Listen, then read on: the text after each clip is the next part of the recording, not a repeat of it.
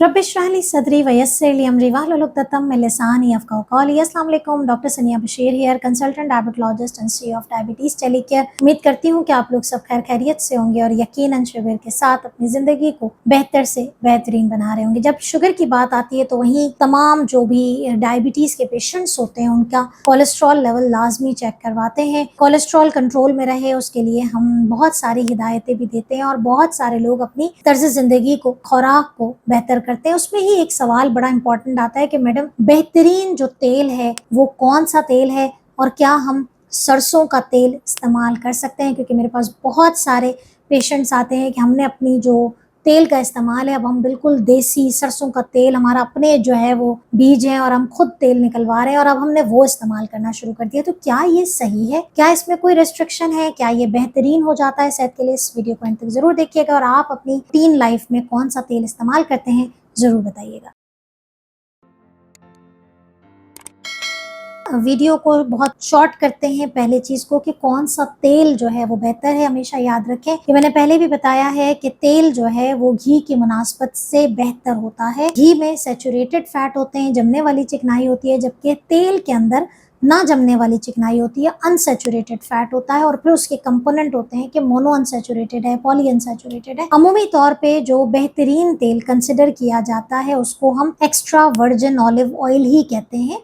और लेकिन चूंकि उसका एक पकाने की लिमिटेशन होती है, हुदूद होती है कि आप इसे हल्की आंच पे पकने वाली चीज़ों में बना सकते हैं, लेकिन तेज़ आंच पे या लंबे टाइम तक जो पकने वाली चीज़ है उसमें हम जैतून का एक्स्ट्रा वर्जिन ऑयल इस्तेमाल नहीं कर सकते। तो वहाँ पर फिर हमारे पास दूसरे कंसर्न्स आते हैं, फिर हम वेजिटेबल ऑयल इस्तेमाल करें या ना करें।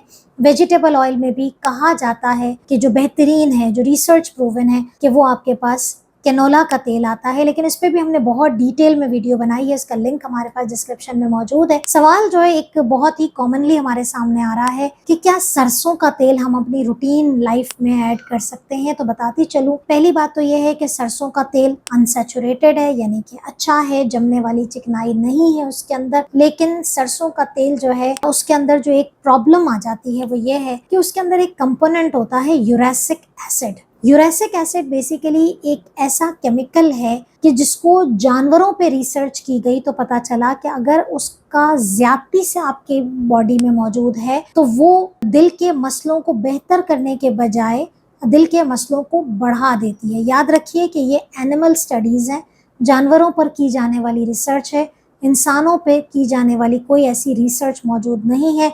लेकिन फिर भी यूरेसिक एसिड के बारे में स्टडीज़ मौजूद हैं कि ये कार्डियक यानी कि दिल के मसाइल का बाइस बन सकता है। तो अगर तो आप सरसों का तेल अपनी ज़िंदगी में इस्तेमाल करना चाहते हैं, उस कंपनी का मस्टर्ड ऑयल लें, सरसों का तेल लें जिसने जो अपनी केमिकली उसको ट्रीट किया है और यूरेसिक एसिड उसके अंदर लेस देन 5% है। हमारे यहाँ पाकिस्तान में अमूमन सरसों का तेल घानी से आता है, जो कि देसी निकलवाया जाता है, खुद निकालते हैं। वहाँ पर थोड़ा सा ये होता है कि हमें पता नहीं होता कि उसके अंदर जो यूरेसिक एसिड का कंपोनेंट है वो कितना मौजूद है। तो अगर तो आप शुगर के पेशेंट हैं और आपका कोलेस्ट्रॉल बहुत हाई रहता है और आप दिल के मरीज़ हैं तो कोशिश करें कि सर्टिफाइड वाला, टेस्टेड वाला आप मस्टर्ड ऑयल इस्तेमाल करें तो सेफ़ है। लेकिन अगर आप ऐसे ही जो देसी इस्तेमाल करते हैं तो थोड़ा सा अवॉइड करें, कम मिकदार में इस्तेमाल करें। मैं क्वांटिटी के बारे में खैर अभी बाद में बात करती हूँ, लेकिन मस्टर्ड ऑयल का इस्तेमाल कोशिश करें कि आपकी टेस्टिंग हो चुकी हो तो। लेकिन अगर आप शुगर के पेशेंट हैं और आपका कोई ऐसा दिल का मसला नहीं है, कोलेस्ट्रॉल भी आपका कंट्रोल है और आप चाहते हैं कि अपनी रूटीन डाइट में सरसों के तेल को ऐड कर दिया जाए तो यस, आप सरसों का तेल ऐड कर सकते हैं। इसमें नुकसान सिर्फ उसी का है कि आपको यूरेसिक एसिड के बारे में पता होना चाहिए।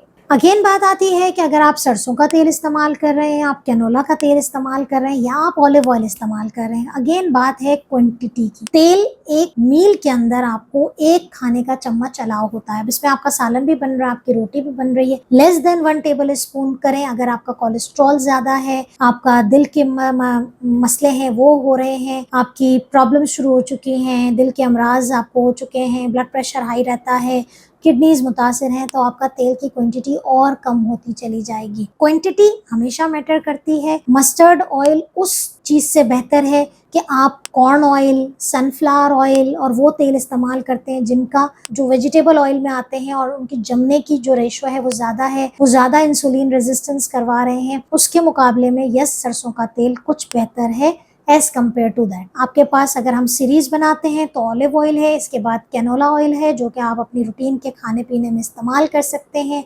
तेज़ आंच पे बनाई गई चीज़ में आप बना सकते हैं, इस्तेमाल कर सकते हैं। फिर उसके बाद आपके पास सरसों का तेल आता है जो कि यूरासिक एसिड कंपोनेंट लेस देन 5% हो तो आप इस्तेमाल कर सकते हैं। तो उम्मीद है कि ये वीडियो आपके लिए, उन लोगों के लिए ख़ास तौर पे जिन्होंने अपना जीना मरना सरसों के तेल से फिक्स कर लिया। और मेरे पास हैं ऐसे पेशेंट कि हम तो बस अब सुबह दोपहर शाम सरसों के तेल में हमारा खाना बनता है, सरसों के तेल में हमारी रोटी बन रही है। तो अगर आप बहुत ज़्यादा सरसों का तेल इस्तेमाल करेंगे यकीनन वो आपके लिए नुकसानदेह साबित होगा। तो सरसों का तेल शुगर का इलाज नहीं है, ये एक आपकी डेली रूटीन में इस्तेमाल की जाने वाली चीज़ है। उम्मीद करती हूँ कि वीडियो से बहुत सारी कन्फ्यूजन्स क्लियर हुई होंगी। अपना बहुत ख्याल रखिएगा, दुआओं में याद रखिएगा। अल्लाह हाफ़िज़।